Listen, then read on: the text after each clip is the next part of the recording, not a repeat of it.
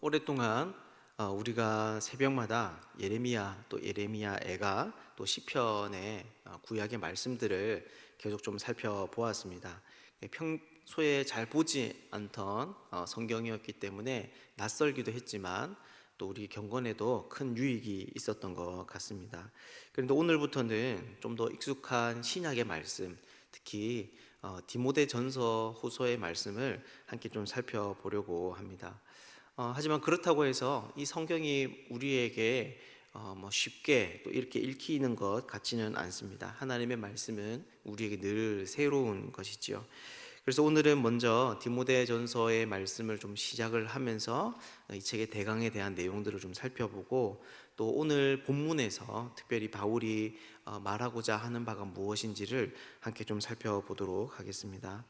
우리가 잘 알다시피 이 디모데전서 또 디모데후서는 바울이 자신의 영적 아들인 디모데에게 쓴 글입니다. 총 6개의 장으로 이루어져 있고요. 당연히 디모데 전서는 디모데 후서보다는 조금 더 일찍 기록된 것으로 알려져 있습니다. 사실 정확하게 이 시기가 어느 때이냐라고 하는 것에 대해서는 학자들마다 조금씩 의견이 다를 수 있습니다. 하지만 대부분의 사람들이 동의하는 것은 인생의 말년에 아마 기록되었을 것이다 라는 것입니다. 왜냐하면 이제 디모데 후서의 내용을 살펴보면 바울의 인생의 가장 마지막 여행지로 알려져 있는 로마에 자신이 갇혀 있는 것에 대해서 이야기를 하고, 또 자신의 운명의 마지막, 인생의 마지막임을 암시하는 여러 가지 표현들이 나오기 때문입니다. 그렇기 때문에 이제 디모데후서와 기록 시기가 멀지 않은 것으로 보여지는 이 디모데전서도 바울의 사역에 말미에 쓰여질 것이다, 우리가 그렇게 짐작을 하는 것이지요. 그렇다면 왜 바울은 오늘 이 편지를 썼을까요? 그리고 디모데에게 개인적으로 쓴 편지를 왜 오늘날 교회들은 함께, 일반 성도들도 이것을 함께 좀 살펴보아야 하는 것일까요? 먼저 디모데 전서의 이야기를 살펴보면 거기에 나오는 여러 가지 주제들이 있습니다. 거짓 가르침의 문제, 또 직분자를 세우는 것, 복음과 구원에 대한 것, 또 경건한 삶, 이런 주제들이 있는 거죠. 그런데 여러분, 이런 주제들은 어떤 것입니까? 오늘날 우리들도 교회 안에서 자주 듣고 또 배우는 그런 말씀들입니다. 그렇기 때문에 디모데 전서에 기록된 이야기는 어느 한 영적인 지도자에게만 필요한 것이 아니라 모든 성도들이 사실은 관심을 가져야 하는 이야기라는 것입니다. 즉, 우리는 바울이 자신의 영적 아들인 디모데에게 이 글을 썼음에도 불구하고 함께 우리가 이 글을 읽을 때 우리 역시나 경건의 유익을 얻을 수 있다라고 하는 것이죠. 그리고 또한 이 편지의 가장 핵심적인 목적은 바로 거짓 가르치는 자들, 거짓을 가르치는 자들, 또 거짓 교훈에 대한 이야기입니다. 바울은 분명히 자신이 디모데를 에베소에 보낼 목적을 서두에 밝히고 있는데, 그게 바로 뭐냐면 다른 교훈을 가르치지 못하게 하고 신하와 끝없는 족보에 몰두하지 못하게 함이라라고 이야기를 하고 있습니다. 즉, 에베소서에 나오는 여러 가지 다른 주제들은 이제 이러한 일들을 이루기 위한 과정이나 또 하부 주제라고 우리가 볼 수 있는 것이죠. 그런데 여러분, 이런 이야기가 어떤 것입니까? 오늘날 교회들도 사실은 겪고 있는 여러 가지 큰 어려움 중에 하나입니다. 이 문제에 대해서 우리는 쉽게 이단을 떠올릴 수 있습니다. 거짓 복음을 가지고 교회 안으로 들어와서 순결한 하나님의 진리를 훼손하는 것은 공동체의 큰 해악입니다. 하지만 우리가 경계해야 할 것은 이것만은 아닌 거죠.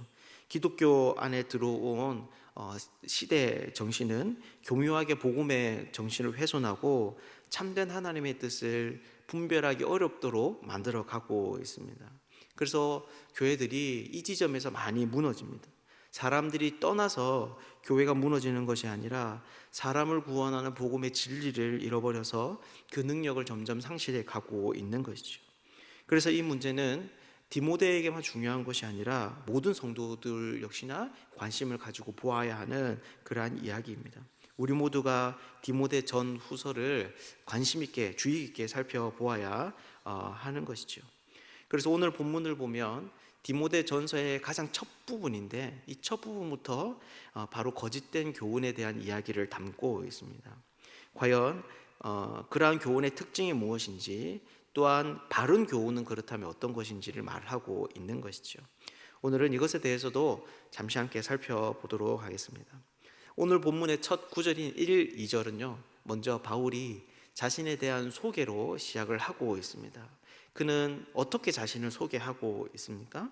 먼저 1절을 보면 이렇게 이야기합니다. 우리 구주 하나님과 우리의 소망이신 그리스도 예수의 명령을 따라 그리스도 예수의 사도된 바울은 자신을 소개할 때 우리 구주 하나님과 우리의 소망이신 그리스도 예수의 명령을 따라 사도가 되었다, 사도가 된 바울이다라고 이야기를 하고 있습니다. 이 이야기는 교회 안에서 굉장히 공적이고도 또 무게 있는 말입니다. 왜냐하면 사도라는 직분 자체가 교회 안에 가질 수 있는 가장 크고도 권위 있는 직분이기 때문입니다.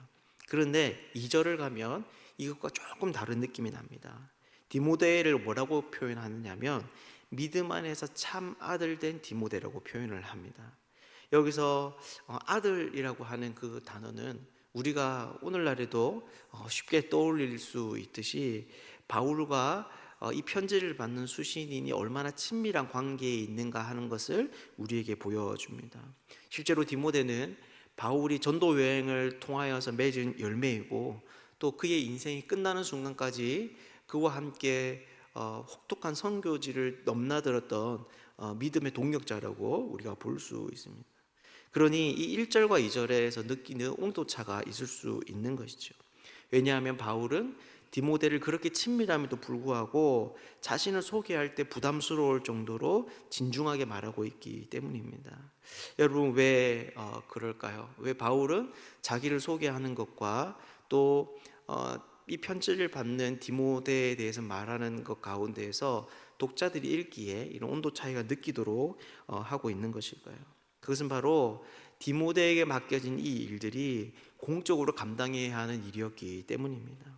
다시 말해서 거짓 교훈과 또 거짓 교사들에 대처하는 일은 단순히 에베소 교회의 개인적인 성장과 또 경쟁의 문제가 아니라 교회의 본질적인 차원에서 교회적으로 대처해야 되는 그런 문제다라고 하는 것이죠.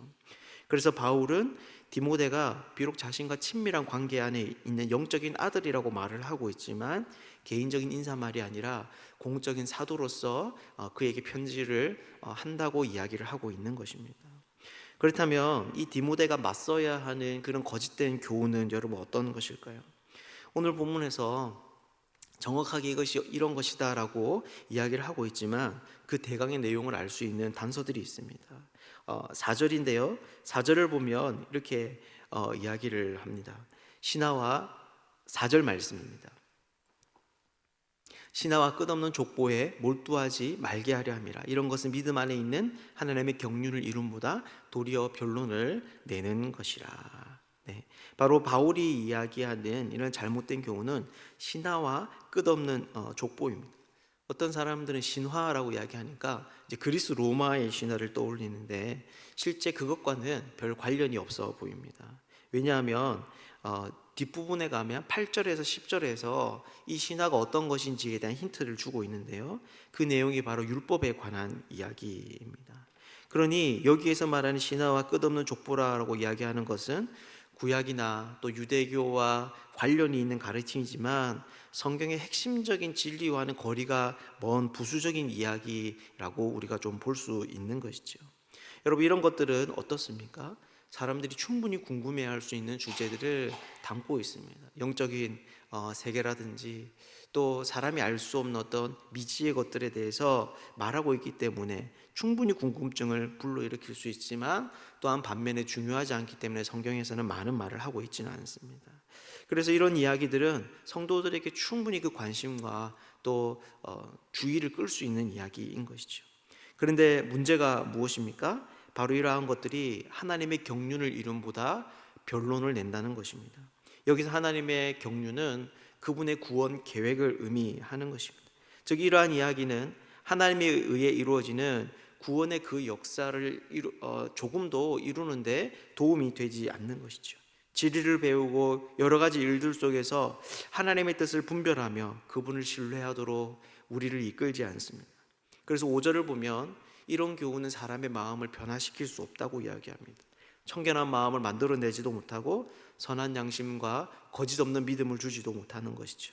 그래서 결국 하나님의 가장 큰 뜻인 사랑으로 살아가기보다는 헛된 말에 빠지게 합니다. 영양가 없고 의미 없는 말들에 자신을 몰두하게 하는 거죠. 여러분, 그렇게 되면 어떻게 되겠습니까? 바로 성도들이, 그리스도인들이 거짓 교사의 말들에 의존하게 됩니다. 이 거짓 교사들은 자신이 어떠한 말을 하고 있는지도 모른 채 여러 가지의 말들을 내뱉어서 사람들을 혼란스럽게 하지만, 이 말을 듣는 그의 제자들은 그를 좋은 선생으로 알고 그의 삶과 말을 따르려고 하는 것이죠. 그렇다면 여러분, 이러한 것이 오늘 우리에게 알려주는 것이 무엇이겠습니까? 바로 성도들의 신앙생활 가운데에는 반드시 분별함이 필요하다는 것입니다. 내 귀에 듣기 좋은 이야기, 나를 즐겁게 해주는 이야기라고 해서 다 필요하고 좋은 것이 아니라 교회 안에도 의미 없고 헛된 말들이 있기 때문에 우리가 가려들을 수 있어야 한다는 것이죠. 그렇다면 우리는 어떻게 그 말들을 분별할 수 있을까요? 바울은 이 이야기를 하면서 결국 그것이 사랑의 열매가 맺히는 것이 중요함에 대해서 이야기를 합니다. 그렇게 가르치는 교훈이 나로 하여금 하나님을 더 사랑하게 하고, 그래서 더 그분의 뜻을 즐거워하고 순종하게 만든다면 그 이야기는 정말 우리가 들어야 하는 이야기죠. 또한 그것이 우리로 말미암아 서로를 더 이해하게 만든다면, 더 섬기고 더 서로를 복되게 하는 일에 힘쓰도록 만든다면 그것은 우리에게 유익한 이야기다라는 것입니다. 사랑하는 여러분, 교회 안에서 들을 수 있는 이야기라고 해서 모든 이야기가 우리를 잘하게 하는 것은 아닙니다.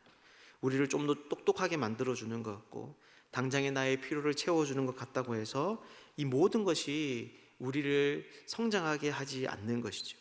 오히려 그것이 나를 불편하게 하고 나를 반대하는 말이라고 하더라도 나의 자기 중심성을 버리고 하나님과 타인을 사랑하는 존재로 살아가게 한다면 그것이야말로 우리가 반드시 들어야 하는 이야기라는 것입니다.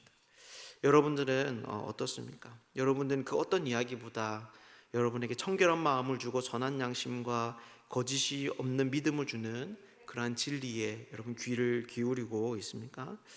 바울은 이것을 위해서 자기가 가장 사랑하는 제자 디모데를 에베소에 보내야 했습니다. 인생의 말년에 가장 힘든 시기를 지나가는 그 시점에 얼마든지 자기의 마음을 위로해 줄 수 있는 디모데와 마지막을 함께 친교하며 보내고 싶었음에도 불구하고 그는 이 일을 위해서, 이 일이 굉장히 시급하고 중요하기 때문에 그 아들을 먼 곳으로 보내고 있는 것이죠. 우리가 오늘 이 바울의 이야기를 깊이 생각할 수 있으면 좋겠습니다. 그래서 우리가 정말 들어야 하는 이야기가 무엇인지를 또한 분별하며 사는 사람들 되면 좋겠습니다. 하나님이 오늘도 허락하신 이 날 가운데 그러한 진리를 사랑하고 또 진리에 귀를 기울일 수 있는 복된 사람들 되시기를 주님의 이름으로 축복합니다.